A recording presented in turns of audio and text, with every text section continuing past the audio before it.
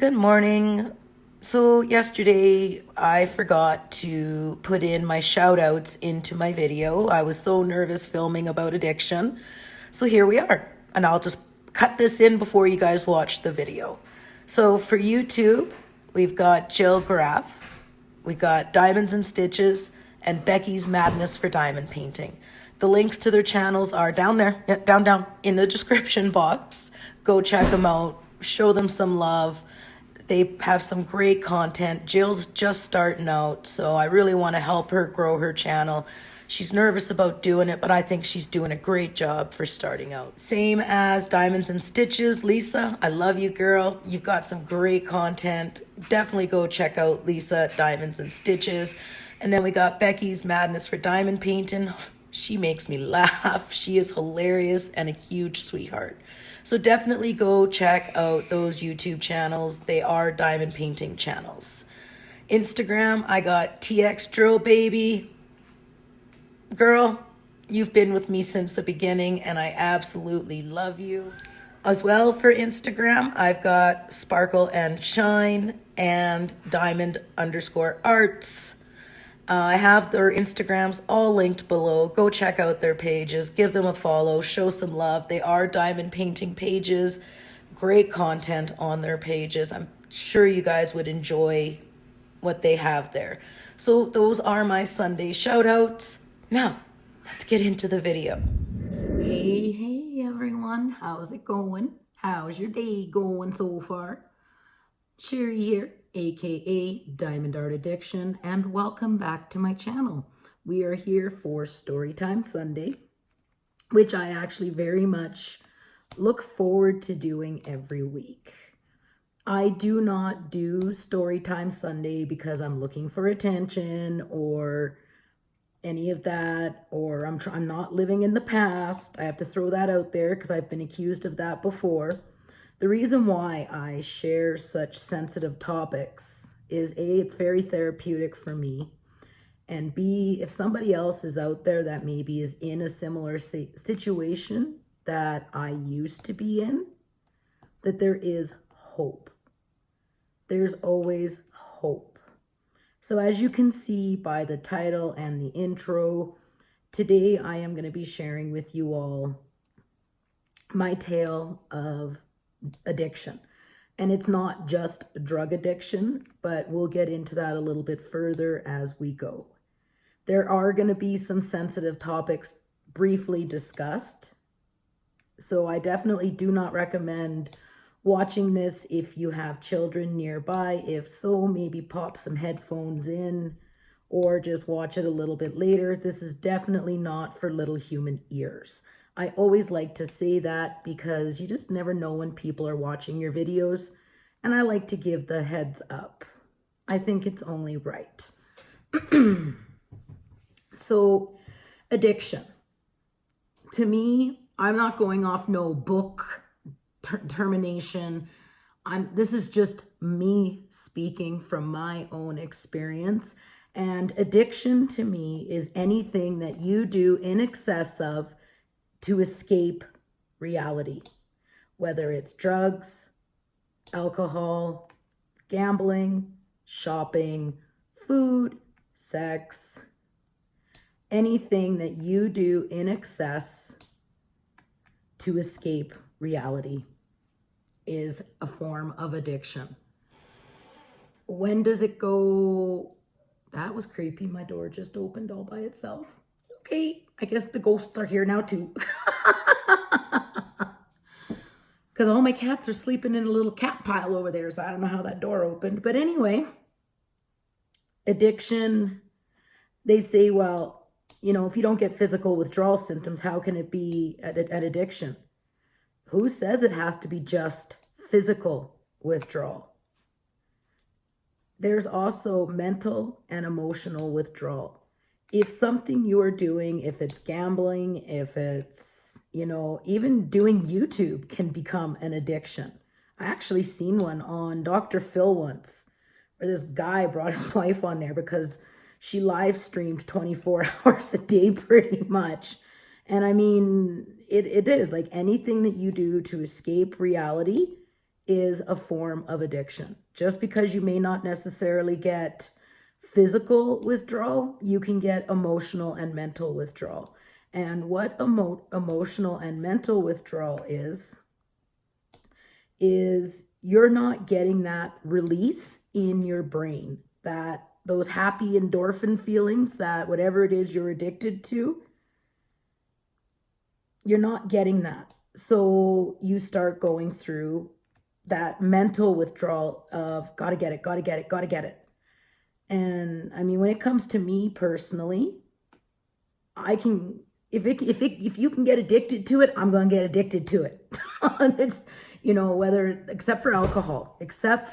1 second here, folks. And I'm back. Hashtag mom life. Had to take a phone call there. I forgot to put my phone on do not disturb. Goes to figure, right? The moment I go to film, one of my kids needs to speak to me. Guaranteed. Happens every time. So I'm not sure where I was in this discussion that we were doing. So I know it was along terms of addiction. I'm really only going to be speaking on my own, telling you my own story and letting you know that there is hope. Whether it's yourself, maybe it's a friend, a loved one, don't lose hope. I was able to beat it, and I had been addicted from a very, very young age, except for alcohol. I've never, ever liked alcohol. I don't like the feeling of being out of control of my body, because with alcohol, you can't control what you're doing. Yeah, no, it's just not for me. So we'll kind of somewhat start back. My first addiction was cigarettes. I started smoking when I was 11, and I kind of liked the little buzz that you got off of it. So I would, of course, sneak mom and dad's, steal out of their cigarette pack because I was just a rotten child that way, but it is what it is. And then when I was 13, I started smoking pot, marijuana. And I don't care what anyone says, marijuana is not a gateway drug. To me, that I will argue that till the cows come home, because you can smoke pot and not ever go to any other drug. And I know people who have done it. It is the person and their personality. So when people say marijuana is a gateway drug, I call bullshit. It is your personality, and it is in your makeup to be addicted. So I started smoking pot at 13, loved it. Then I kind of started experimenting with hash. And then I started experimenting with, mushrooms, acid. I'll never forget, I only ever did acid once, and I hated it. Oh, did I hate it? Oh, that was a bad, bad trip. I'll never forget being in the forest, talking to the moon, and then talking to a tree, thinking it was Grandma frickin' Willow from the movie Pocahontas. So, no, it was bad. And then at 15 is when I tried crystal meth for the first time, and it had me. And I had a lot of deep-seated childhood trauma that I couldn't remember at the time. All I knew is I was angry at the world, I was hurt, I was broken, and I was lost. I could never fit in anywhere because I've always been different. I was always different from my peers. I've always marched to the beat of my own drum. I'm a squirrel. And then when I discovered drugs, all of a sudden I started having friends. Not that they were good friends, but hey, bad friends are better than no friends. There's nothing more lonely than, especially when you're in high school, and at the time before I had my stomach stapling surgery, I was a big girl and I got tormented and teased for it. Plus, I was different. I was called freak. I was, who you gonna call? Ghostbusters. Because who I thought was my friend had told people that I talked to ghosts. I thought I could trust her. Plus, I never really felt like I was good enough for my parents. I'm an only child. And in being an only child, I felt a lot of pressure on me to do good, be perfect, and I don't blame my parents. Like, the children don't come with instruction manuals, and I could not fit into the cookie cutter mold that you're supposed to fit into. That's just not who I am. And as much as my parents did the best that they could, I could not conform into that cookie cutter mold where, everything's perfect and life is great and you don't talk about negative things. And so, when you live feeling unaccepted and unwanted and you feel, I didn't want to have the gifts anymore. I didn't want to have spirits come around. And if you want to think I'm a crack job, that's fine. Go hard. You do you, honey boo boo. I'm going to do me, sweet pea. I know what I'm capable of doing. I've helped many of people as I got older. But I didn't want it no more. I didn't. I thought I was born cursed, and like, why couldn't I fit in? Why couldn't I be normal? So the moment that I tried crystal meth, it took it all away. Everything was gone. I didn't feel anymore. I wasn't angry anymore. I wasn't sad anymore. I had friends, even though they weren't the right friends. So I started down the path. And it wasn't like I wasn't using every day when I started. But it was more of a sociable thing, it was the weekend thing. And then and then all of a sudden it's an everyday thing and it's gotcha. And then when I was 17, if you want to skip this part, go ahead. This is, in order to understand my drug addiction, you kind of got to know what I went through in life.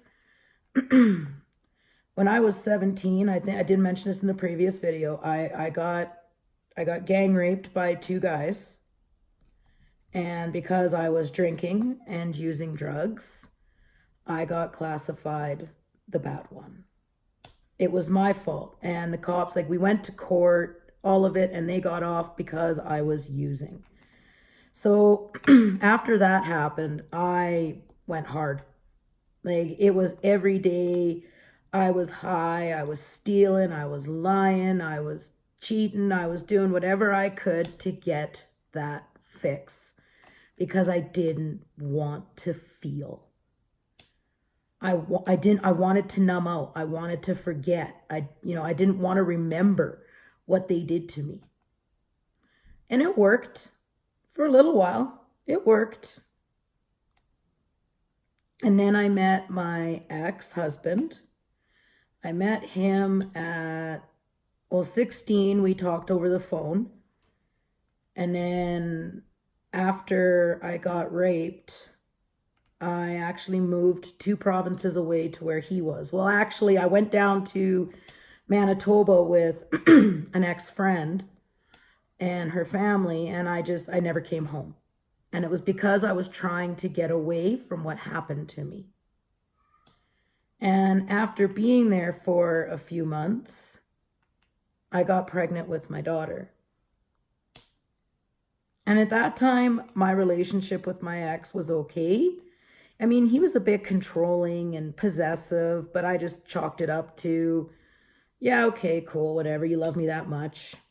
So I got pregnant with my daughter, and then we ended up moving back to Alberta, and my ex didn't want to stay here. He was very much a mama's boy and chose to go back to Manitoba. It was a back and forth game with him for a while. And I mean, I never used drugs throughout my pregnancy. I'd stopped everything because I always had the attitude, you know, oh, I'm on the wrong one here. What? Oh, 995. Okay, that's what I thought. Squirrel. So we did this back and forth thing throughout my pregnancy. I gave birth to my daughter in November of 1997. And everything was good, you know, and then he had come back. He was there for his daughter's birth. And it was after she was born is when the abuse started. First, it was emotional and mental, telling me I was never good enough and nothing I did was right. Why do I always have to be with my mom? Why can't we be where his parents are? And, you know, and then he got drunk one night and hit me. So, and of course, you know, the cycle, never do it again. And then it just progressed and it got worse and worse. And we ended up moving back to where he was, like where his family was. Because he had me convinced if I didn't go with him, that he would be able to take my daughter from me because I had a drug problem before. Cool. So, of course, me being who I was weak and naive and scared and afraid of being alone, thinking that no one would ever want me, especially, you know, now that I had a kid. You know, I was only 18 when I had my daughter. So while we were living in Manitoba, I had met some people and through his friends and started using. And that's when the abuse got really bad. I've lost count of how many broken bones I've had. I lost count of how many black eyes I had. And because we'd fight. I mean, he used, oh my God. I don't really want to get into too much detail because I don't want to cry. But in order to understand the depth of my addiction is to know a bit of my story. Then I got pregnant with my son, Xavier. I found out I was pregnant with him near the end of December of 98. I was due end of September. And I'm not going to go into too much of Xavier's story. I'm not ready for that yet. How I lost Xavier. It wasn't a normal stillbirth. I had a healthy pregnancy. It was a healthy baby boy. I was in Manitoba. And my ex came home on July 19th, 1999, drunk, high, and pissed at the world. And he beat the living shit right out of me. He beat me to the point so bad that I lost my son. I was almost 31 weeks pregnant. Okay, enough of that one now. So after I lost my son, I came home for a bit, a couple weeks, and then I ended up back there because, of course, I didn't want to be alone, and I thought my daughter needed her father, and he was sorry, and anyone who's been through domestic violence knows the cycle, right? And he always threatened to kill my parents, and I thought I was protecting everybody. And when I went back to Manitoba, I think it was September of 99. Things were good for a little while. I hadn't really been using much. And then in October of 99, I got hit by a car crossing the street, which I'll talk more about at another time because to this day, I'm pretty sure that was my ex trying to set me up to have me killed because of Xavier. I'll talk about that more at another time. That's still pretty, even though it's been a long time, I'm slowly dealing with this trauma because for so many years, I blocked it all out with drugs. So after I got hit by the car, they sent me to the Regina Hospital in Saskatchewan. And of course, they put me on morphine because my back was fractured in multiple places, bumps, bruises. I had a severe concussion because I went up on the windshield, and when I came down, I was kissing shins basically. So that was it for me.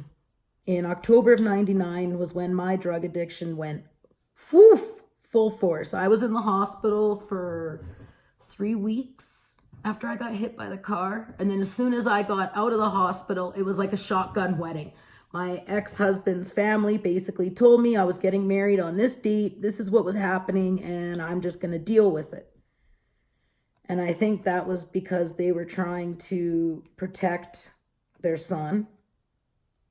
And they were afraid that I would take my daughter and go back to Alberta. And I would tell the deep, dark, dirty secret that I kept buried in my heart for so long. My family didn't know. My family didn't know. My friends didn't know. The only people that knew about my son and what happened to him was me, my ex-husband. My daughter remembers my belly getting big. And then his parents and his grandmother. His brother didn't know. No one else knew. And the only other people that knew besides my ex are now dead. So as time went on, I just started using more and more and more. I ended up coming back out to Alberta. I think it was the beginning of 2000. And I moved in with my mom and dad, and I was hardcore. Like, I was hardcore into meth. I was hardcore. I was in it. Like, I was in it all the way. I knew my daughter was okay because she was with my parents. And of course, my ex-husband had followed me back out here, and the abuse continued. It continued for another 2 years. Until 2002, when it was March of 2002, and it was just before that, he had decided to pick a fight with me and started kicking the crap out of me. And I'd finally had enough. And I called my mom and told her to get over it because he's beating the shit out of me again. So my mom came over. He was drunk. She dealt with it. I went and stayed with her and my dad until he left to go back to Manitoba, and that was the final time. It was over. I had finally grew a set and said enough was enough. At that point, I had sobered up, and I was starting to go back to school. And then I met my boy's father. And that was at the end of 2002. I was actually doing pretty good. I was on and off using. It wasn't bad. And then I met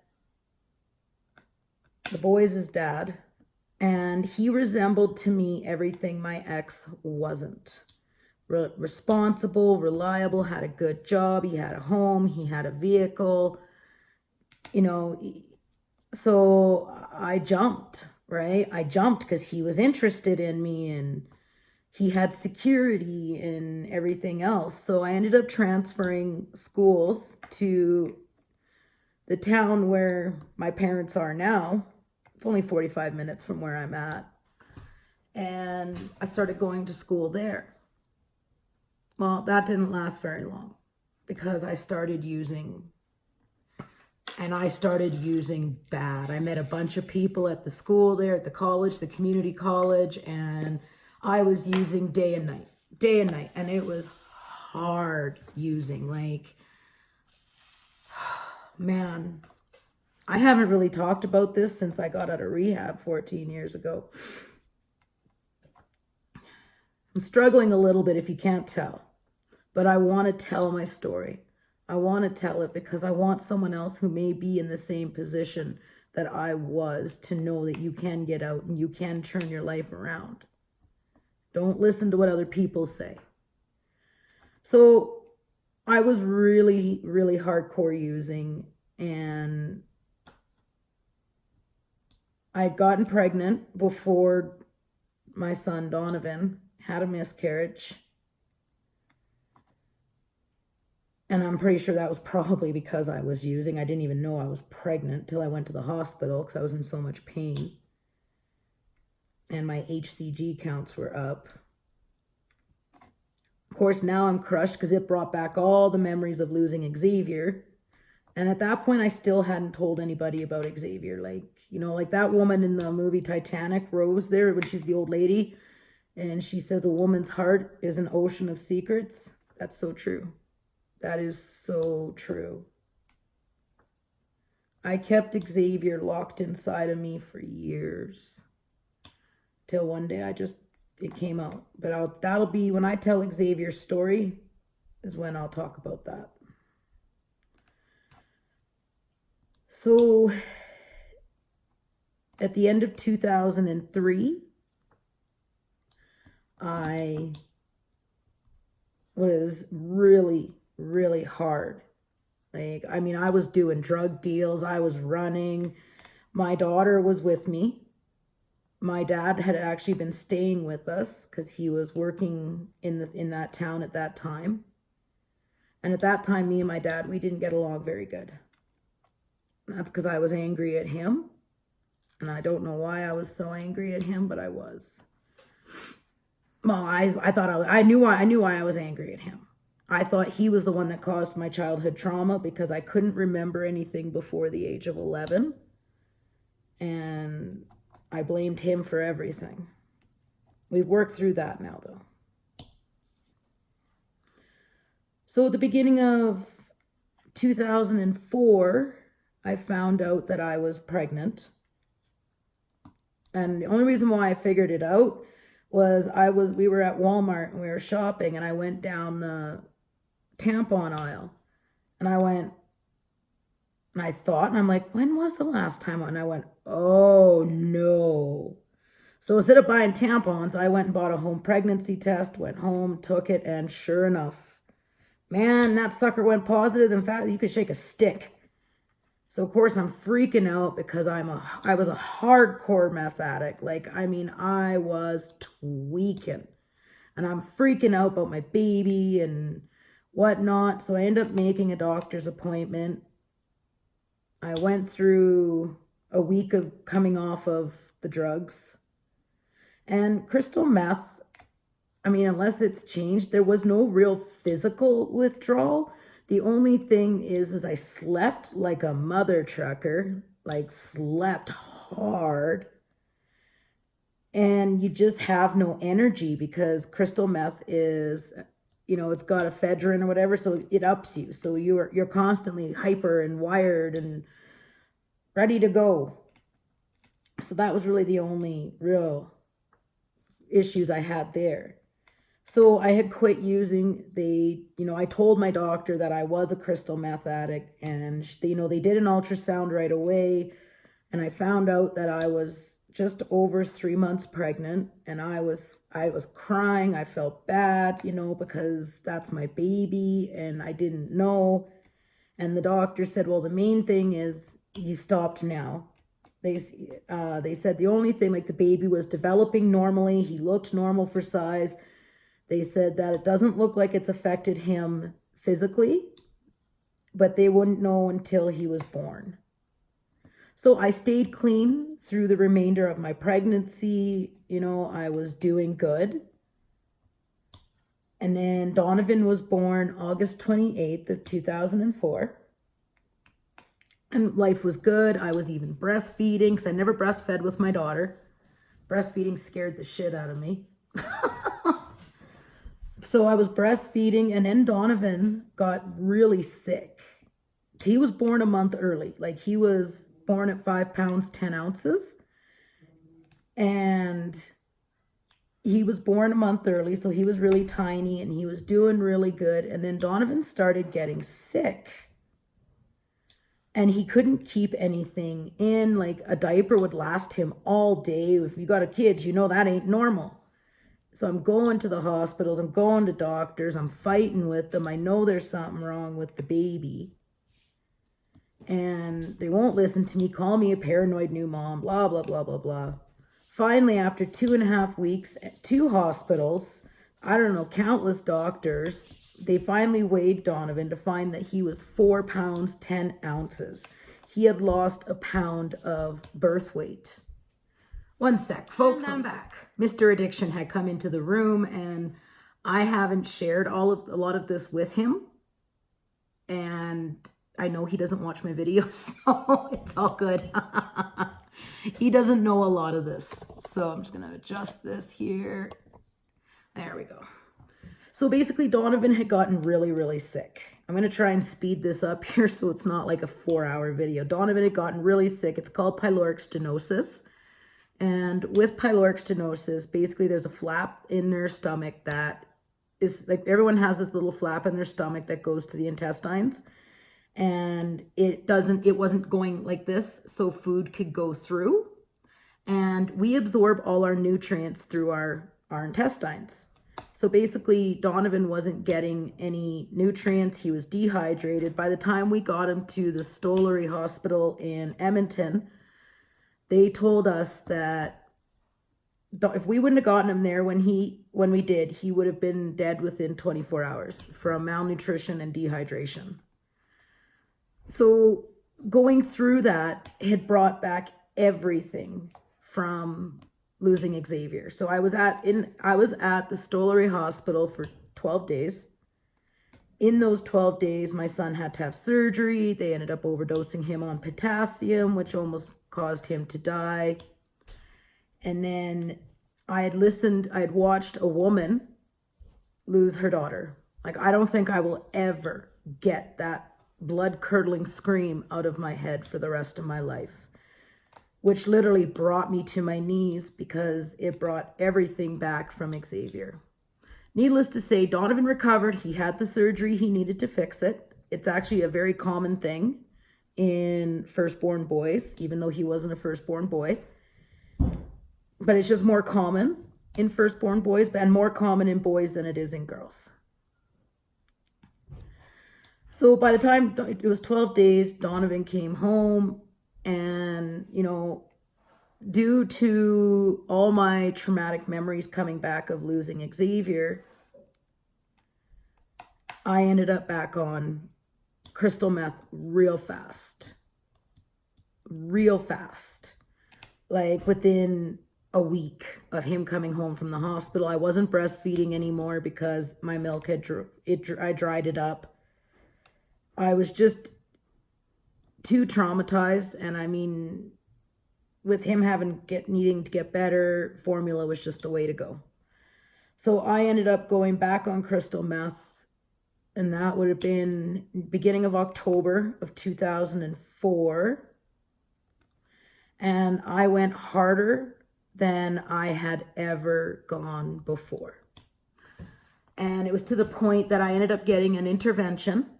My family had interventioned me along with my ex. I only had Donovan at the time, and I was told, my parents and my ex had told me it was either drugs or my kids, because my parents were going to take my daughter and my ex was going to take my son, and I was going to be out on the street.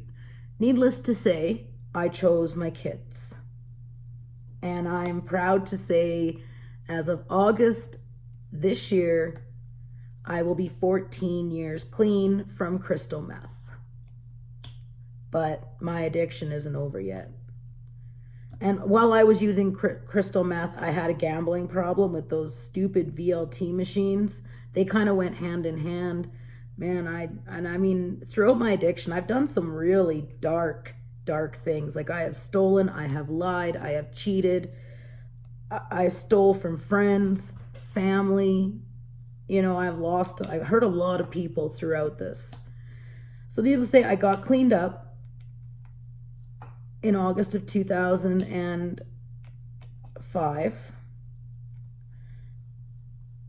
And then in October of 2005, I found out I was pregnant with Carson.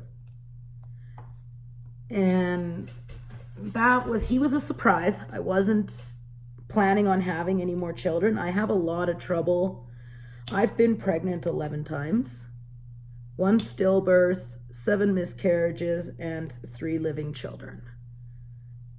So my problem is that I could get pregnant, but I couldn't carry. I had a lot of trouble with carrying.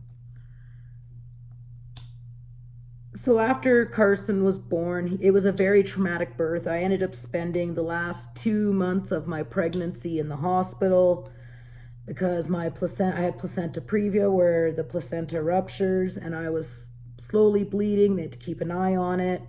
They had me on morphine, which is really the worst thing that you can give to a drug addict. So after Carson was born, he was good, he was healthy. I come out of the hospital addicted to opioids. But in my mind at that time, I was okay with it because it was doctor prescribed.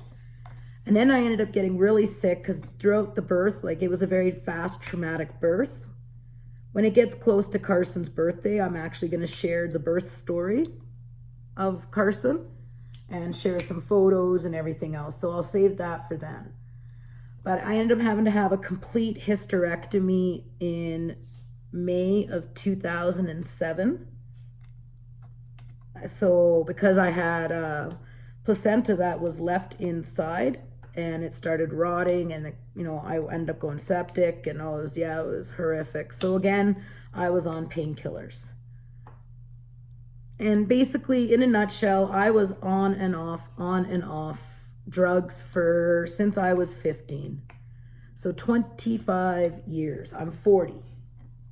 And the reason why I say that is, I've been addicted to many things.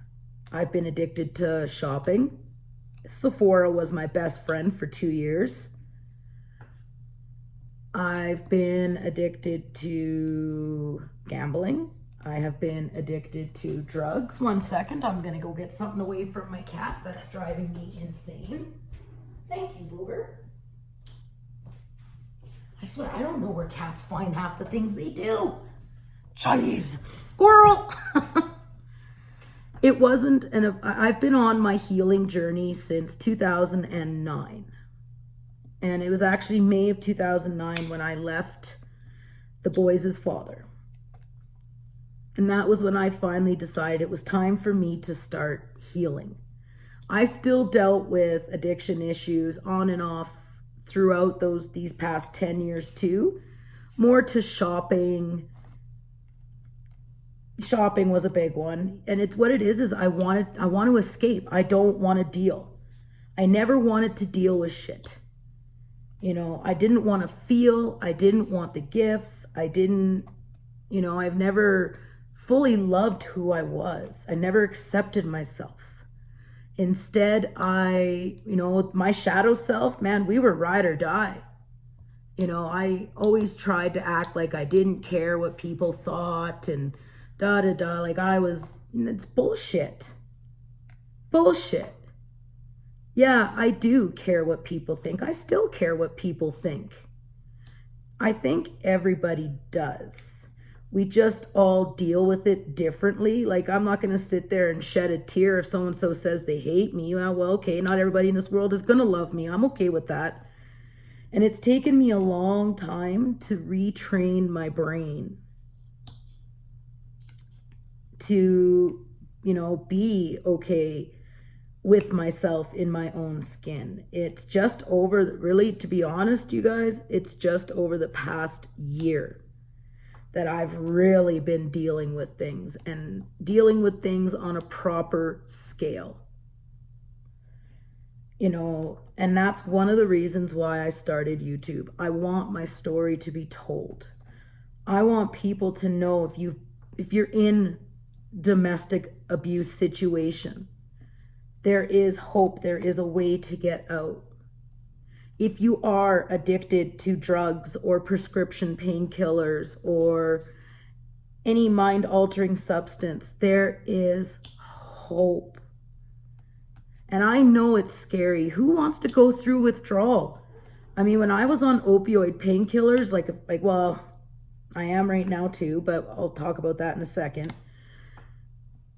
When I was taking opioid painkillers for the wrong reasons and I came off of them, yeah, withdrawal sucks. It stinks. It absolutely stinks. It hurts, it's gross, and I think that's half the reason why addicts don't want to clean up. They don't want to go through withdrawal. And to be honest, I don't blame them. But there are medications out there that can help with that. You just have to want to. All right, so some of you may be watching and thinking, well, I don't have a drug issue. So-and-so that I know does. I don't know how to help them. Do you want to know my best piece of advice I can give you? Stop trying. Unless they want to clean up, they're not going to. Stop trying. Don't enable them. Don't give them money. If they don't want to clean up, they're not going to. You have to hit rock bottom in order to clean up. And my rock bottom was the thought of losing my kids. I already lost one child. Well, I lost 8. But I actually held Xavier in my arms.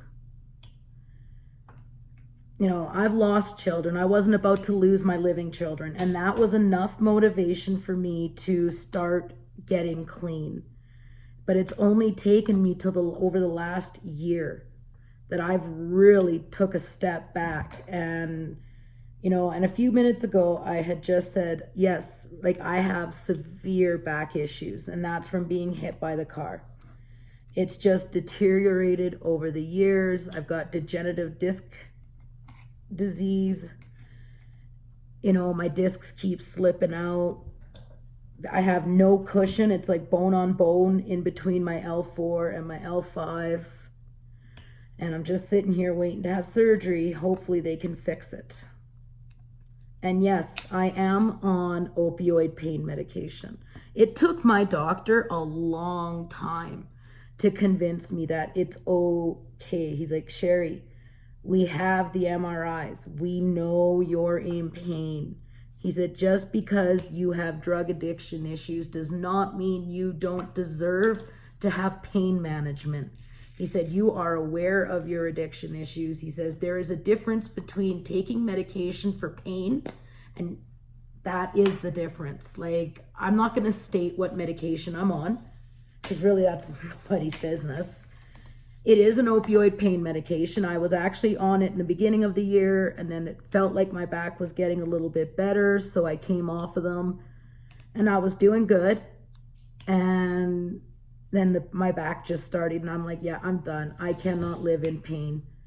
And I can't. I cannot live in daily constant pain. It's so bad to the point there's sometimes I can't even walk.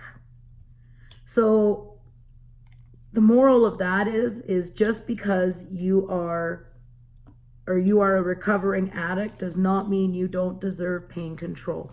There is a difference when you're taking pain medication for pain and not to get high. There's such a difference. It's like, holy cow. Like, now I see why these drugs were actually created. They're not meant for us to get high, you know, but you got to have the right mindset. You have to want it to stay clean.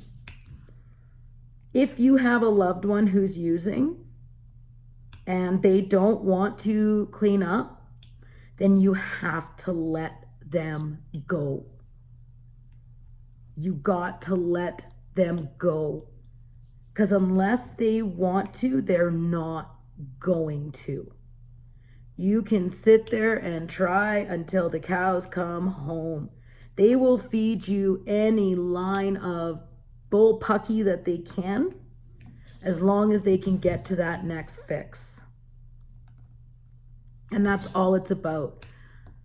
You know, I said, anything that you do an excess amount of in order to escape reality is an addiction, and I mean, I had a shopping addiction, and I had people be like, well, just stop shopping. Well, and why did I have a shopping addiction? Because putting items in a cart that are pretty and shiny make you feel good, knowing that package is coming, and then it gets here and you look at it, you touch it, you put it down, and then you repeat, steps 1 through 3.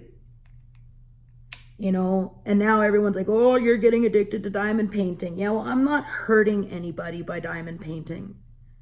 Diamond painting isn't costing me thousands of dollars like keeping up with the makeup beauty guru people was. Like, I created some massive debt with that, and I've acknowledged it. I've moved on from it. I don't think some people have. They haven't moved on from what I've done, but that's okay. That's their story, not mine. And that's the thing. Here's another piece of advice that I could give anybody. If you have a family member who is addicted or who has cleaned up, don't hold it over their heads. Don't make them feel like a piece of crap for what they've done. Don't take jabs at them, and don't say things like, just be careful what you say, because all you're going to do is you're just going to shut them down, and you're going to make them want to go back to what they were doing.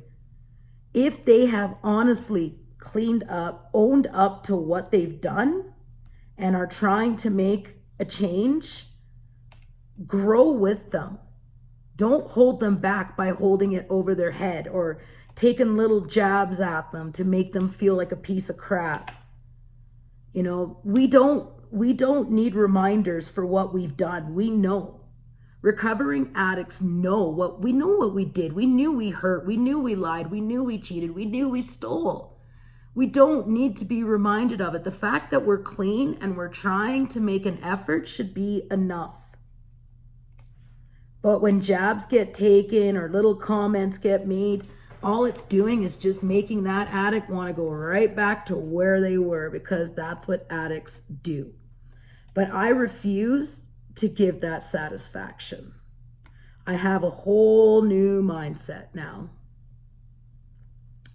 So we all know I'm doing this giveaway, and you guys have been waiting probably very patiently. I'm so sorry to make you wait this long, but I felt this was a very important message to get across. So if you've made it this far into this, thank you, thank you, thank you.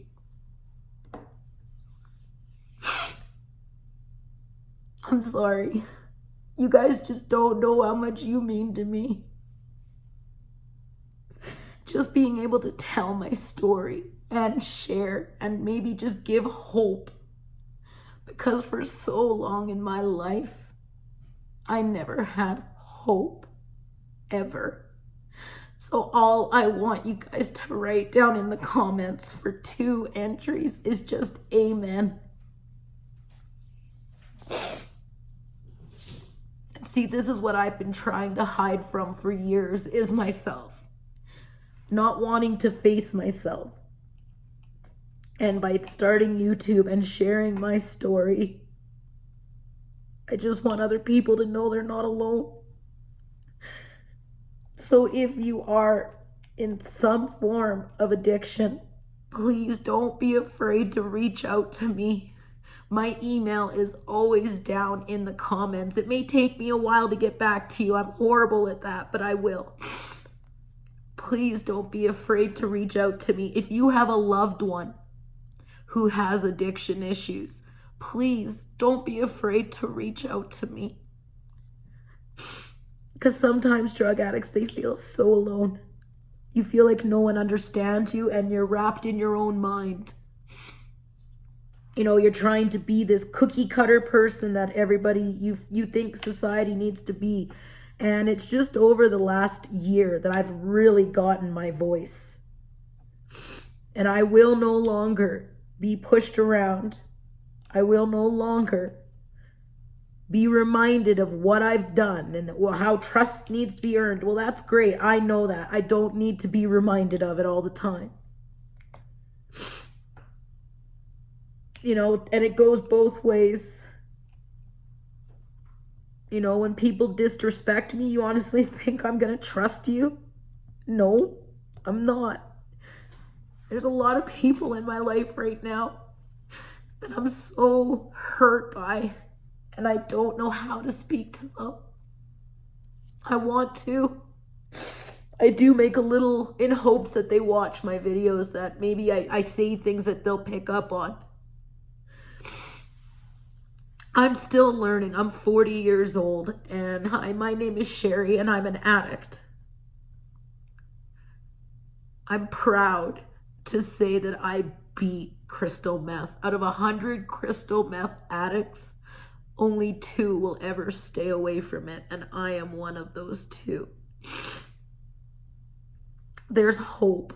There's always hope. And if you ever have questions or if you need someone to talk to, just email me. My email is always down in the description box. I am an ear and I will listen.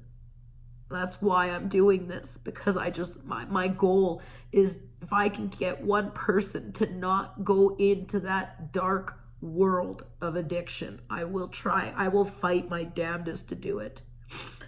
So if you made it through this, thank you very much. I'm getting a little emotional now because I'm not used to talking about this stuff, because I was raised that you don't do this. You don't talk about this stuff. You put a smile on your face and you pretend everything's okay even when it's not, which I think is bullshit.